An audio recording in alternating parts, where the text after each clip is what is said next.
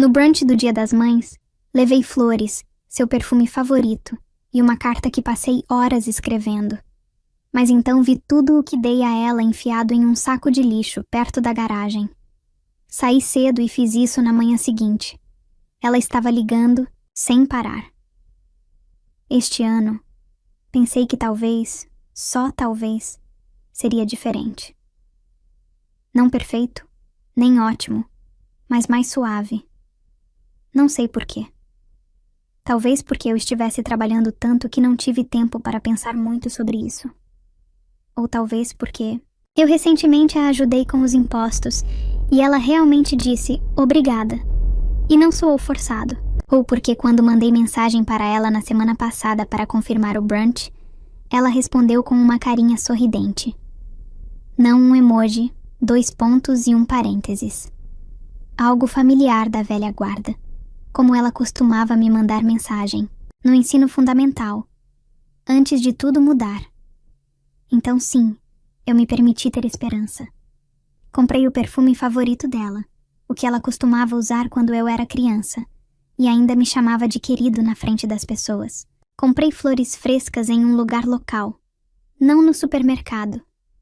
E passei horas, literalmente horas, em uma carta que escrevi à mão, não em um cartão pronto de loja. Disse, obrigado, por todo tipo de coisa. Disse a ela que sabia que as coisas nem sempre foram fáceis, que eu apreciava o que ela desistiu por mim, que eu ainda a amava, mesmo que não sentisse mais que ela me queria por perto. Não era desesperador, apenas honesto. Disse a mim mesmo que este brunch poderia ser uma reinicialização. Há muito tempo, ela me teve quando mal havia saído do ensino médio. Éramos só nós dois por um bom tempo, bagunçado, mas próximos. Quando eu tinha 10 anos, ela conheceu Leandro Tavares, seu atual marido. Ele era legal no começo, quieto e prático. Achei que talvez estivesse ganhando alguém. Eu não percebi que estava prestes a começar a desaparecer. O bebê nasceu, meu meio-irmão Caio, e de repente, eu não era mais filho dela, mas sim uma lembrança do passado. E Leandro gostava de uma lousa limpa, de uma família nuclear. Dava para perceber pelo jeito que ele chamava de nosso menino, mas só dizia que eu era enteado quando alguém perguntava. Mas eu ainda tinha esperança, porque às vezes você quer tanto ser desejado que isso anula todos os motivos pelos quais você deveria saber mais. Então, quando cheguei naquela manhã com os presentes nas mãos, me senti bem. Nervoso, sim, mas também orgulhoso. Como se eu estivesse aparecendo como um adulto crescido, alguém que valia a pena ter à mesa. A casa parecia bonita. Ela sempre se esforça ao máximo em eventos. Mimosas, guardanapos de pano, cartões. De lugar de verdade, energia do Pinterest. Quando entrei, ela olhou para cima da mesa. Ah, você conseguiu, ela disse. E eu juro, por meio segundo, que pensei que ela falava sério. Que talvez fosse isso. Talvez eu finalmente tivesse feito algo certo. Entreguei a ela as flores, o perfume. Ela olhou para o frasco como se fosse um recibo. Ah, você se lembrou deste, ela disse. Não deixei que isso me abalasse. Sim, eu sorri. Eles só tinham um perfume sobrando. Ela assentiu, já se virando para a mesa. Meu meio-irmão Caio estava falando sobre a vida no dormitório e como seu professor de economia parece um cara que nunca pagou aluguel. Todos riram. Eu me sentei. Havia um guardanapo dobrado no meu lugar, mas nenhum cartão. Ninguém tinha guardado uma mimosa para mim. Estava tudo bem. Eu me servi de suco como um adulto responsável. Leandro me perguntou como estava o trabalho e então se virou, antes que eu terminasse de responder. Minha mãe estava ajustando a peça central. Caio me passou o sal sem olhar. Isso não era novo. Mas hoje, por algum motivo, pareceu mais pesado. Talvez porque eu realmente tenha tentado dessa vez. Talvez porque a carta ainda estava no bolso do meu casaco e eu fiquei debatendo quando entregá-la. Eu a selei em um envelope vermelho. Até usei a caneta boa. Alguém quer mais café? Eu ofereci. Minha mãe não me ouviu. Ou fingiu que não. No meio do brunch, meu irmão olhou para mim e sorriu. Então você gosta de comemorar o Dia das Mães à distância agora? Ou esta é sua visita de caridade? Leandro riu. Minha mãe não disse nada, apenas tomou um gole de sua bebida. Eu sorri, como se isso não me incomodasse, e disse: Bem, eu não trouxe um cupom, mas trouxe um presente. Meu irmão sorriu largamente. Legal. Você enviou por Pix, tipo no ano passado? Não, eu disse. Este ano está realmente por escrito. Levantei-me, tirei a carta do bolso e a coloquei ao lado do prato dela. O envelope vermelho se destacou como sangue na toalha de mesa branca. Ela piscou para ele como se eu tivesse acabado de entregar uma intimação judicial. Então meu irmão bufou. Escreveu uma carta de amor para ela ou algo assim? Jesus! Não, eu disse ainda sorrindo. Apenas um obrigado. A mesa ficou em silêncio por um segundo. Então alguém pediu a manteiga. Depois do brunch, ajudei a limpar os pratos. Estava na metade do caminho para a cozinha com uma pilha, quando percebi que os sacos de lixo já tinham sido levados para a garagem. Mal tínhamos terminado de comer. Talvez ela estivesse apenas sendo eficiente. Ela gostava de um espaço arrumado. Saí para jogar os guardanapos. A porta da garagem estava entreaberta. O sol batia apenas o suficiente para iluminar as latas empilhadas perto da parede do fundo. E bem ali, encostado em um saco de lixo preto, eu vi o perfume, ainda na caixa. As flores, dobradas para os lados como se tivessem sido enfiadas sem pensar duas vezes. E o envelope, meu envelope, ainda lacrado. Vermelho contra o plástico preto. Toda a minha oferta despejada. Fiquei lá parado, olhando. Não parecia raiva no começo. Parecia calor subindo pelo meu pescoço, acomodando-se atrás dos meus olhos. Não foi o bastante para me fazer chorar. Só o suficiente para deixar tudo ao meu redor meio embaçado. Olhei ao redor. Ninguém estava assistindo. Nenhuma equipe de filmagem aparecendo para dizer que foi um erro, ou uma piada, ou que ela pretendia devolver. Apenas silêncio e lixo. Me agachei, alcancei e peguei tudo de volta. O perfume, as flores, a carta.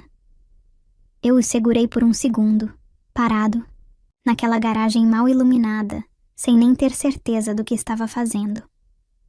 Talvez fosse instinto, talvez fosse orgulho, talvez eu não pudesse suportar a ideia do meu amor apodrecendo sob borra de café e cascas de ovo. Voltei para o carro com a sacola na mão, como se fosse uma evidência de uma cena de crime. Fiquei lá por 1 minuto, motor desligado, carta no banco do passageiro. Que coisa estúpida de se escrever, pensei. Obrigado pelos anos que você me deu.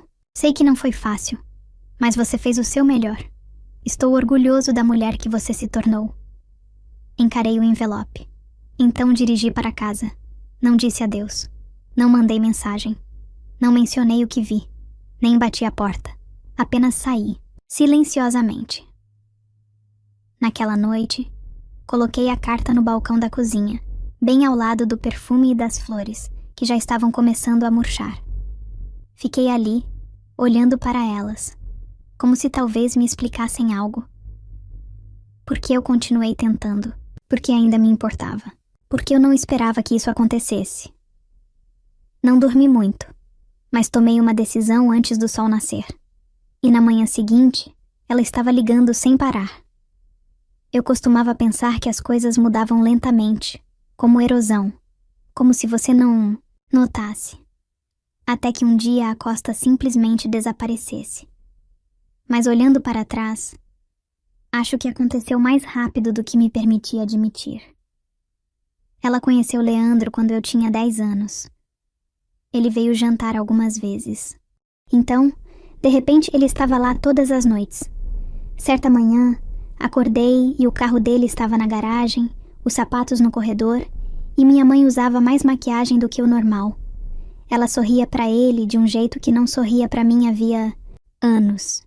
E eu lembro de pensar: ah, o bebê nasceu logo depois. Eu ainda tinha 10 anos. Fiz as contas mais tarde, mas acho que ela não esperava que eu fizesse isso na época. Ela e Leandro Tavares tiveram uma família totalmente nova. No que pareceu uma única respiração, novas rotinas, novas regras, um berçário onde o escritório costumava ser, uma segunda geladeira na garagem cheia de fórmula e comida orgânica para bebês, uma tabela de tarefas que, de alguma forma, não tinha mais o meu nome. Eles estavam ocupados, é claro. Recém-nascidos são difíceis. Então, eu dizia a mim mesmo que fazia sentido quando eles se esqueciam de perguntar como tinha sido minha prova de ortografia, ou não apareciam no meu show da escola, ou me deixavam esperando no treino de karatê, na chuva. Eles estavam apenas cansados. Foi uma fase. Eu esperei anos para essa fase acabar. Mas o bebê cresceu. Eles o adoravam. Ele andava e eles batiam palmas. Ele dizia pai e eles choravam.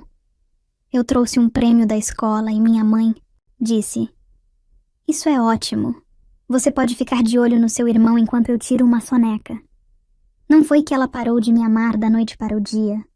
Foi mais como se ela tivesse começado a amar outra pessoa mais. E com o tempo, esse silêncio ficou insuportável. Quando fui para a faculdade, a casa já não parecia mais minha. Cada parede tinha fotos dele sorrindo em parques, com pijamas combinando de Natal, meu irmão no colo do Papai Noel. Eu não estava em nenhuma delas, nem mesmo uma foto da minha formatura do ensino médio, apenas apagada. Lembro-me de passar por uma tela emoldurada perto da escada que dizia: "Família é tudo", e pensar: mas não nesta. Mas eu continuei tentando. Essa é a parte que ainda me envergonha. Eu continuei aparecendo nos feriados, continuei comprando presentes de aniversário, ajudei com as contas quando sabia que o dinheiro estava curto, mesmo depois de descobrir que eles tinham tirado férias e simplesmente esquecido de mencionar. Ajudei Leandro a conseguir um emprego. Usei meus contatos para recomendá-lo para uma vaga de atendimento ao cliente para a qual ele não tinha qualificações reais. Ele arrasou na entrevista. Carisma é muito importante quando ninguém está checando os fatos. Eles nunca disseram às pessoas que eu ajudei: "Tudo bem." Eu dizia a mim mesmo que não estava fazendo isso para obter crédito, mas para me manter conectado. Para sentir como se eu ainda fosse deles, mesmo quando consegui meu próprio apartamento e um emprego decente. Eu ainda visitava, ainda ligava, ainda mandava mensagens para minha mãe em quartas-feiras aleatórias, só para dizer: "Espero que seu dia esteja indo bem." Às vezes, ela respondia. Às vezes, me deixava esperando por dias. Mas quando ela respondia, era como oxigênio. Uma vez, ela me mandou uma mensagem depois que eu ajudei a resolver alguns papéis do seguro e escreveu: "Você sempre aparece. Obrigada." Eu reli aquela mensagem por semanas. Não me orgulho disso, mas acho que, se você já se sentiu invisível para alguém que costumava te considerar o centro de tudo, você entende. É por isso que neste ano, aquele brunch doeu tanto. Porque eu me deixei acreditar que talvez tivéssemos virado a página. Ela enviou uma carinha sorridente na mensagem confirmando o convite.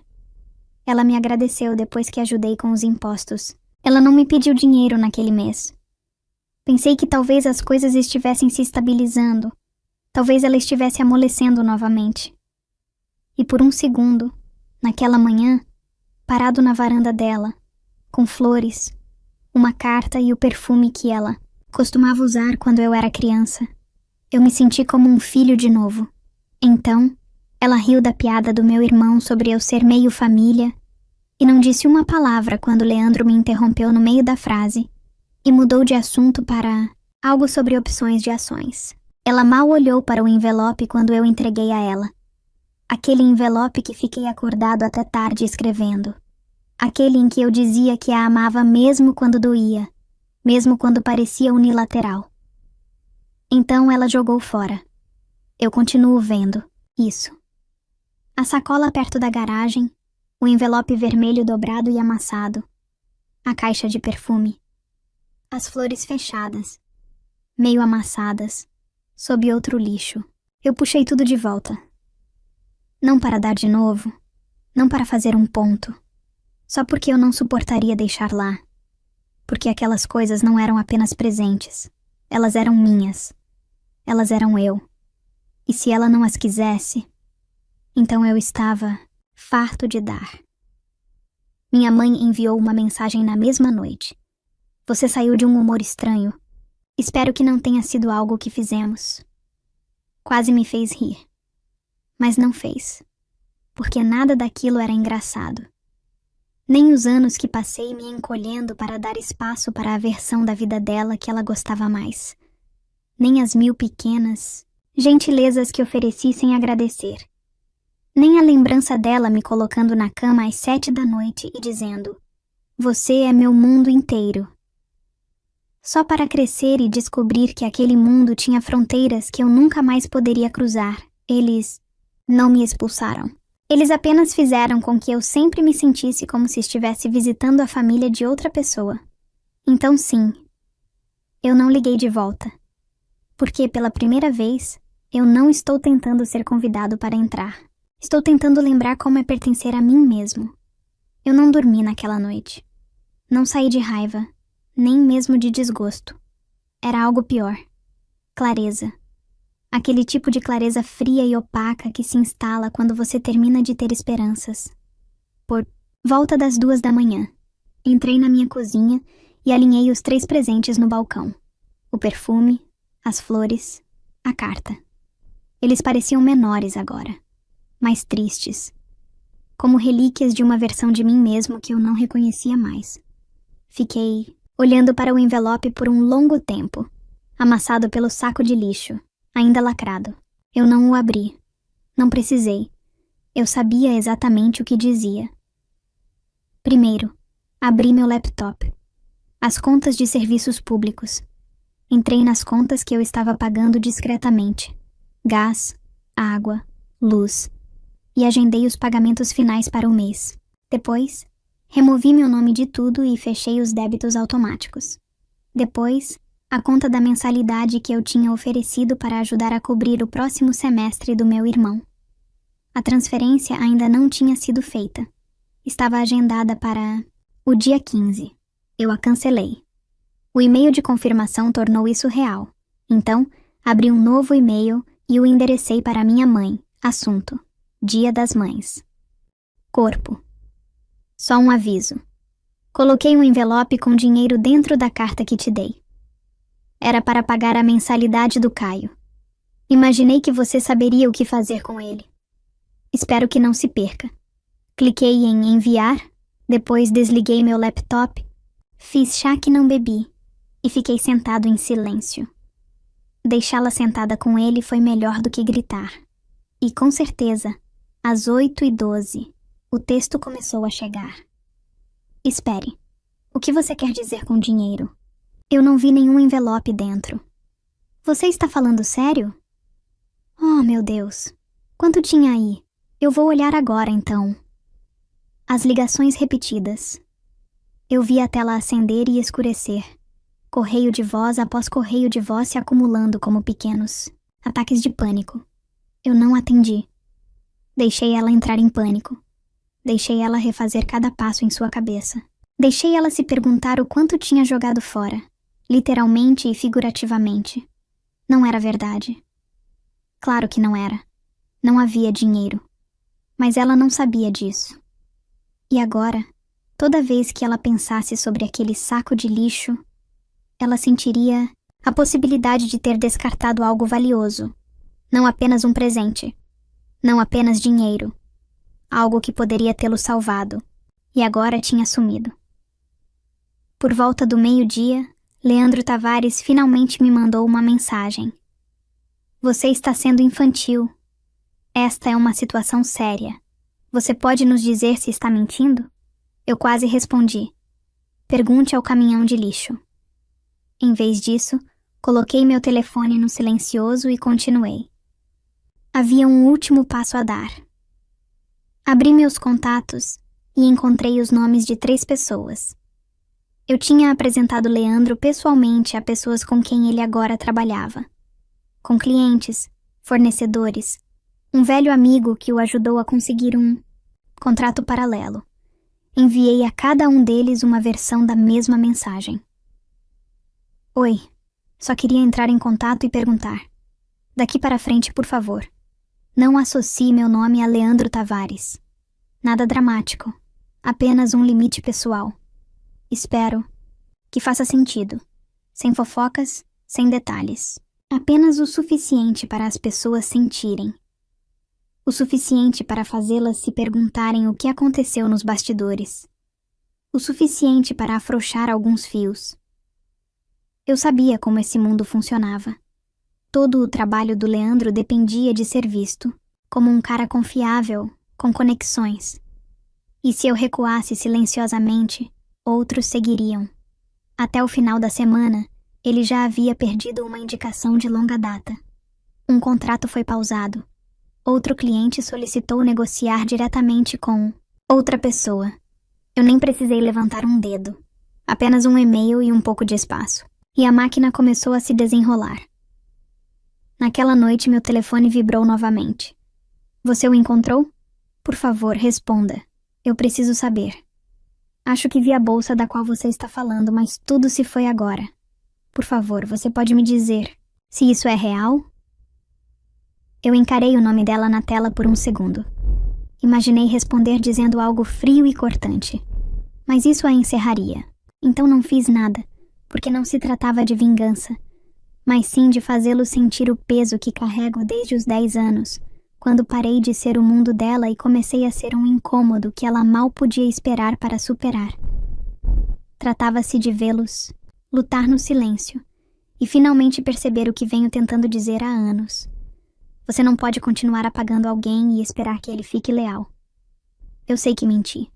Eu sei que você sabe que joguei o envelope fora. Mas a dor, a abstinência, o abandono, isso era real. E pela primeira vez na minha vida, eles não puderam ignorar. Minha mãe me deixou uma mensagem de voz naquela noite. Sua voz estava trêmula. Ainda não estava chorando, mas você podia ouvir o desespero vazando através de sua compostura. Por favor, me ligue. Por favor. Eu não sabia. Eu não vi isso. Eu nunca teria feito se eu soubesse o que tinha lá. Só me ligue, ok? Me desculpe. Se eu... Por favor, ligue.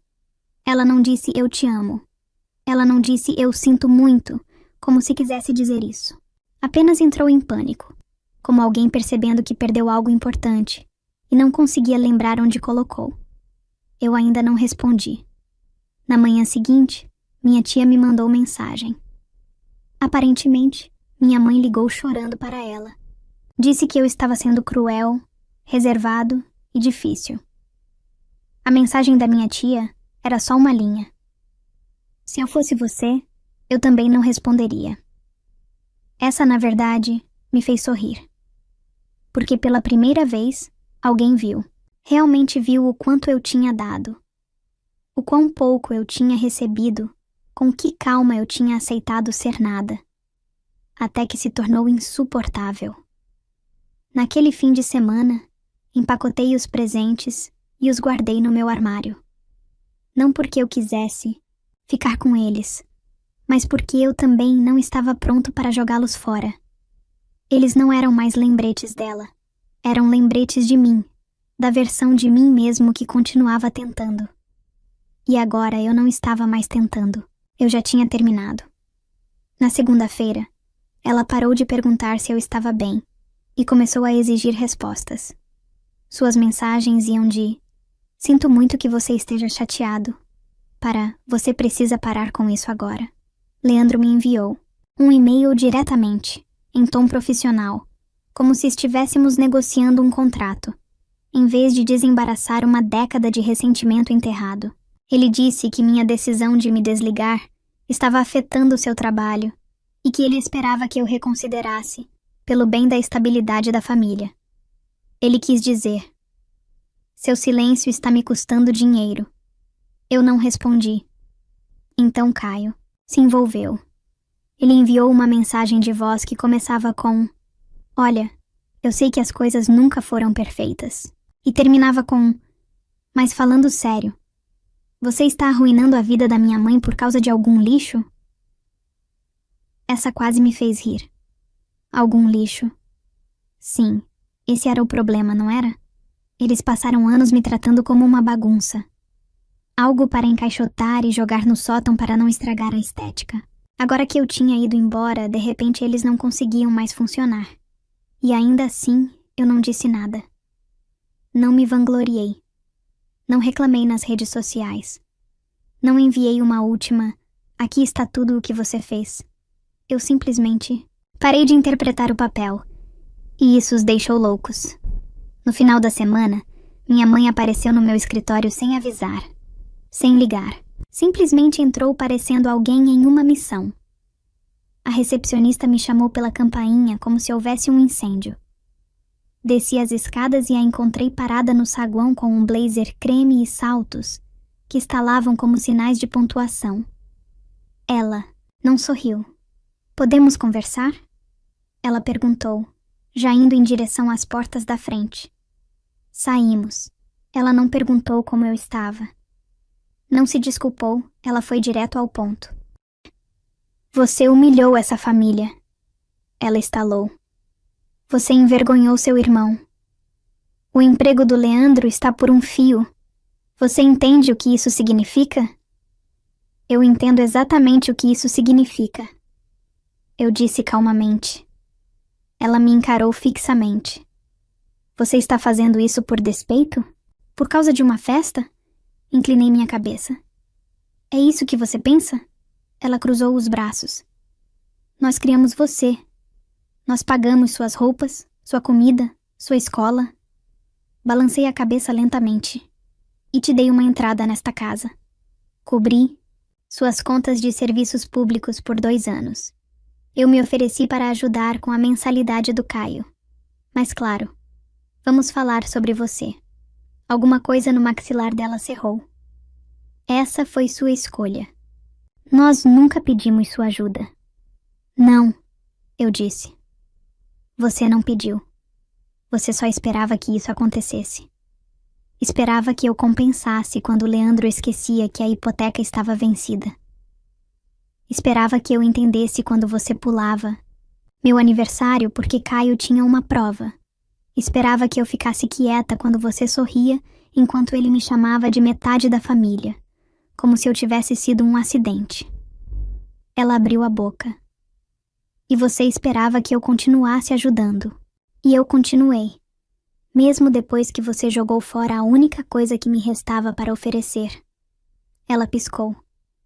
Algo brilhou em seu rosto. Talvez culpa, talvez apenas desconforto. Então, tentou uma última jogada. Você está punindo a pessoa errada, ela disse. Você está punindo seu irmão. Ele não jogou nada fora. Você quer falar sobre a carta? Ela hesitou. Eu vi, mãe, eu disse. No saco de lixo, ao lado da garagem. Eu peguei de volta. O rosto dela mudou. A nitidez se dissolveu em algo menor, mais fraco. Eu não sabia, ela disse. Eu pensei que talvez você tivesse levado com você. Eu não tinha certeza. Você não tinha certeza? Repeti. Eu não quis dizer isso para você. Nunca faça isso. Eu não gritei. Eu não levantei minha voz. Eu só deixei ela ouvir. Realmente ouvir. Eu não vou parar de agir só para você se sentir melhor, eu disse. Eu não vou limpar a bagunça. E se Leandro tiver que responder por como conseguiu aquele emprego, isso não é mais problema meu. Ela me olhou como se eu tivesse ganhado uma segunda cabeça. como se a versão tranquila e confiável de mim tivesse sido assassinada enquanto dormia e substituída por alguém irreconhecível. Então ela disse: "Você não está apenas punindo o Leandro." Ela sibilou. "Você está punindo esta família." Assenti. Então, talvez esta família devesse ter parado de me tratar como um estranho com um talão de cheques. E voltei para dentro, sem olhar para trás. 2 dias depois, Caio postou uma história vaga e dramática sobre pessoas que abandonam suas famílias quando as coisas ficam difíceis. Alguns amigos em comum curtiram. Um primo me enviou uma mensagem privada. "É isso sobre você?" Respondi. "Provavelmente. E se for, bom." Leandro, ouvi. Dizer, começou a perder clientes. As pessoas estavam reconsiderando suas parcerias. Um dos fornecedores que eu o apresentei cancelou o contrato. Ele foi convidado a renunciar. 1 mês depois, chamaram isso de reestruturação. Todos sabiam que não era. A mensalidade do Caio não foi paga. Ele teve que adiar. Eu nunca disse uma palavra sobre isso. Não porque eu estivesse tentando ser cruel, mas porque o silêncio era a única linguagem que eles nunca aprenderam a ouvir. Algumas semanas depois da cena no escritório, recebi uma ligação em grupo da minha mãe, do Leandro e do Caio. Eu não atendi. Eles deixaram uma mensagem de voz.